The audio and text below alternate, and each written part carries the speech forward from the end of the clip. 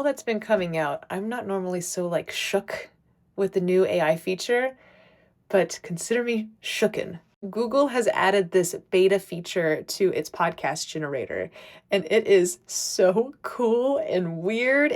You can interact with the podcast. So I'm going to show you it, and then we're going to talk about its implications. So as a little refresher, Google Notebook LM is where you can add in research, you can put in a link, it'll compile the information, and then if you click audio overview, it will generate a two-person conversational podcast for you. But what's new is this interactive mode button.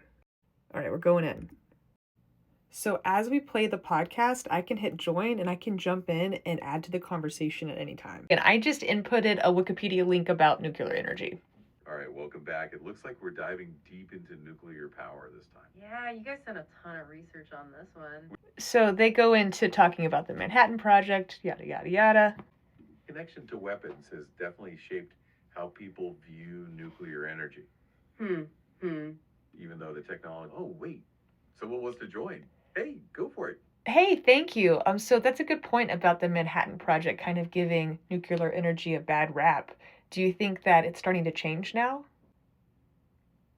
Hey, that's a great question, and thanks for chiming in. It's true. The association with the Manhattan Project definitely cast a long shadow. I mean, that was the start of it all, right? This super powerful, almost scary technology. You get the vibe, but isn't that crazy? I was playing with this earlier today, and the podcast itself was so engaging, and then the fact that I could actually like ask questions about parts that I was interested in was really cool. So what does this mean for marketing and content? Well, in a very near future, you can have a podcast and have co-hosts that are AI avatars and have a lovely, lively conversation. You can also have AI avatars be the typical hosts and then actually have guests that are humans and real people on the show.